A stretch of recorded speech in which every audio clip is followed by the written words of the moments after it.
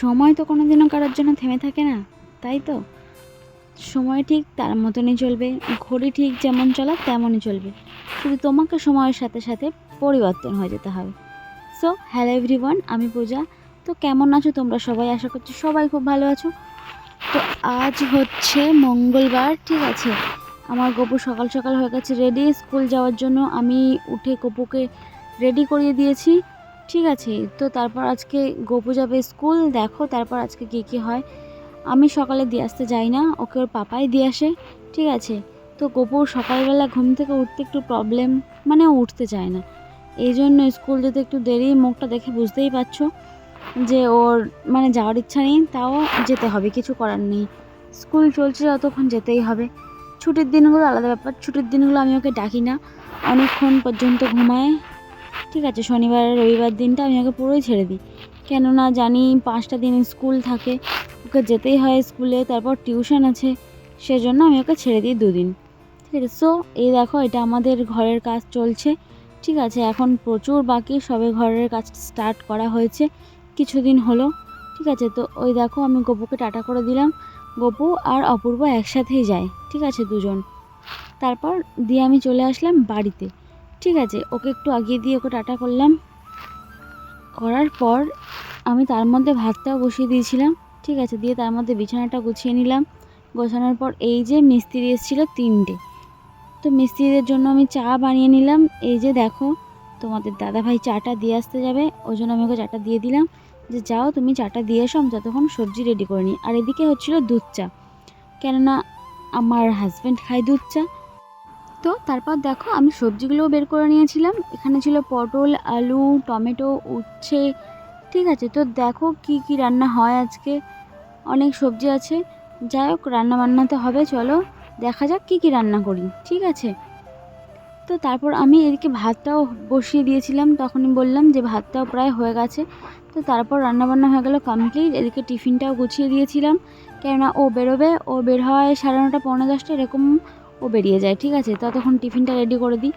তারপর ওকে টাটা করে দিলাম, ও চলে গেল ওর কাজের উদ্দেশ্যে, ঠিক আছে। তারপর আমি বানিয়েছিলাম আলুর দম, ঠিক আছে। এটা হচ্ছে মিস্ত্রিদের জন্য, কেননা মিস্ত্রিদের সকালবেলা আমরা টিফিন দিই বাড়িতেই, আর দুপুরের খাওয়াটা দিই না, ঠিক আছে। তো টিফিনে বানিয়েছিলাম আলুর দম আর মুড়ি, ঠিক আছে। তো তারপর গপুও চলে এসছে, গপুকে নিয়ে আসতে গেছিলো অপূর্বর বাবা, মানে অপূর্বকে আনতে যায়, ওকেও নিয়ে চলে আসে একেবারে। তো তারপর আমি গপুর খাবারটা বেড়ে নিলাম। গপু আজকে হচ্ছে পান্তা ভাত খাবে বলেছিল, সেই জন্য ওকে আজকে পান্তাই খাওয়াবো, ঠিক আছে। তো নিয়ে নিয়েছিলাম একটু আলুর দম আর এই যে ডিম ভাজা।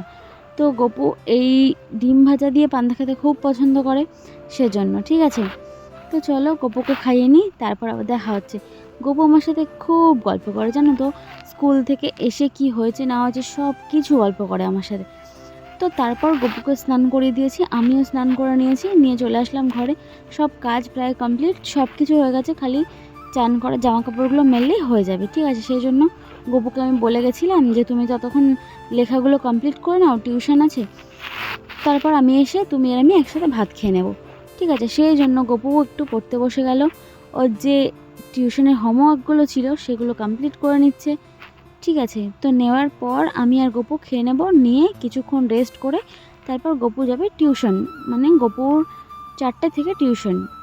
তো চলো গপু ততক্ষণ টিউশনের হোমওয়ার্কগুলো কমপ্লিট করে নিই, ঠিক আছে। তারপর দেখাই যে গপুর হাতের লেখাটা দেখো, গপু এখন মোটামুটি বড় হয়ে গেছে, ভালোই লিখতে পারে, ঠিক আছে। তো যতটুকু পারে ততটুকুই খুব ভালো। তো তারপর চলো আমি আর গপু খেয়ে নিই, ঠিক আছে। তোমাদেরকে দেখাই যে আজকে আমি কি কি রান্না করেছিলাম। তো এই দেখো, ফার্স্টে ভাত আছে, তারপর হচ্ছে ডাল, আর এটা হচ্ছে পটল আলু একটা তরকারি, আর হয়েছিল সেদিন উচ্ছে আলু আর হাতে বানানো বড়ি দিয়ে একটু তেতো, ঠিক আছে। আর করেছিলাম হচ্ছে ডিম ভাজা, আর হয়েছিল একটা আলুর বড়া, ঠিক আছে, যেটা খুব ভালো লাগে খেতে। আর এই যে একটা দেখালাম, ওটা হচ্ছে ডাঁটার তরকারি, ওটা পিসিদের বাড়ি থেকে নিয়ে এসেছিলো গপু, মানে পিসি দিয়েছিল ওকে।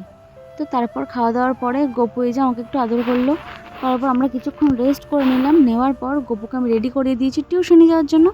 তো গপু রেডি, চলো গপুকে দিয়ে আসি টিউশন, তারপর আমার আর কোনো কাজ নেই। তো তারপর এসে আমার আর কোনো কাজ থাকবে না, আমি কিছুক্ষণ রেস্ট করে নেব, ঠিক আছে। তো চলো যাওয়া যাক, গপুকে দিয়ে আসি। গপু যেখানে পড়তে যায় আমি যাওয়ার সময় দিয়ে আসি পুরো, আর বাড়িতে আসার সময় ও একাই চলে আসে।